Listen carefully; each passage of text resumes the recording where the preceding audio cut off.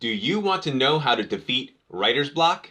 In this video, I'm going to give you 4 tips. 1 tip from me, and 3 tips from best-selling writers, Neil Gaiman, Margaret Atwood, and Dan Brown. To make it easy for you to skip ahead to the next tip, I've listed out the time codes in the description below. If we're meeting for the first time, my name is Angelo, and I'm an indie comic book writer. To be honest with you, storytelling used to be a huge struggle for me before I learned the basics. That's why I teach how to write comics here on YouTube.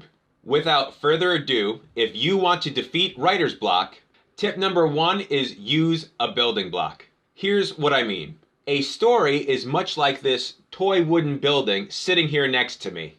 This toy wooden building is made from blocks of various types. Some are rectangular, while others are triangular or cylindrical or arched. Similarly, a story is made from building blocks of various types. For example, research is a type of story building block. Likewise, central conflict, character motivation, climax, and so on are all types of story building blocks. Therefore, if you approach the dreaded blank page with your story's building blocks already thought out, then you will have a much easier time overcoming any writing obstacles which come your way. However, if you do start writing with no story building blocks thought out, then there's little wonder why you may be experiencing writer's block. Tip number 2 is retrace your steps. This comes from Neil Gaiman.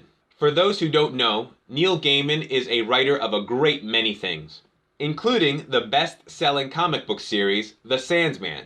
So what does he mean by retrace your steps? According to Gaiman, he gets many emails from people saying they have writer's block. But he's come to learn that by blocked, they actually mean stuck. Stuck as in they've reached a dead end and don't know how to continue writing their story. Gaiman uses the analogy of a car. If you're driving a car and hit a dead end on the way to your destination, then obviously you made a wrong turn somewhere. When did you make the wrong turn? A couple of streets ago? A couple of towns ago? That's what you have to figure out. So Gaiman suggests you take a break from your writing and then come back and reread it, using the good old pretend you've never read it before technique. As you retrace your steps, you'll eventually find where you made that wrong turn. Now there's good news and bad news. The good news is you may find that wrong turn immediately and then course correct.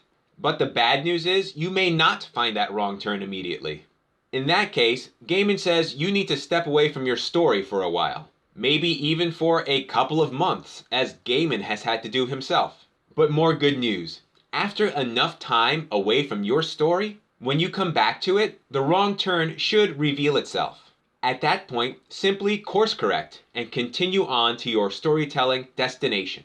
Tip number 3 is do something meditative. This tip comes from Margaret Atwood. For those who don't know, Margaret Atwood is a novelist, well known for her best-selling book, The Handmaid's Tale, which was adapted by Hulu into an Emmy award-winning TV show. So what does she mean by do something meditative? Basically, if you're stuck and feeling stressed, then go do another activity, preferably a rote task that gets your imagination into a relaxed state, and you'll be pleased with how quickly story ideas start coming to you. Atwood said that one activity that works for her is ironing, like ironing clothes. Similarly, Neil Gaiman mentioned that he likes to work in his garden. For me, I find that going for a walk, taking a shower, or driving a long stretch of road also work well. Tip 4 is dare to suck. This tip comes from Dan Brown. For those who don't know, Dan Brown is a thriller writer, well known for his best-selling books The Da Vinci Code and Angels and Demons, both of which were adapted into movies starring Tom Hanks. So what does he mean by dare to suck? Dan Brown says that writer's block comes from putting too much pressure on yourself to be perfect. Instead, Brown suggests that you go easy on yourself and accept the fact that it's a first draft, which nobody is going to see anyway. To illustrate his point, Brown tells the story of when he met the rock star Steven Tyler, who described the creative process behind the band Aerosmith's songs. Tyler said that Aerosmith has a weekly meeting called Dare to Suck, in which each band member shares an embarrassingly bad idea. Tyler said that 9 out of 10 times, the Dare to Suck ideas do suck. However, 1 out of 10 times, the Dare to Suck ideas do not suck. And in fact, some even become hit songs, such as Dude Looks Like a Lady. Oh man, this is not gonna work.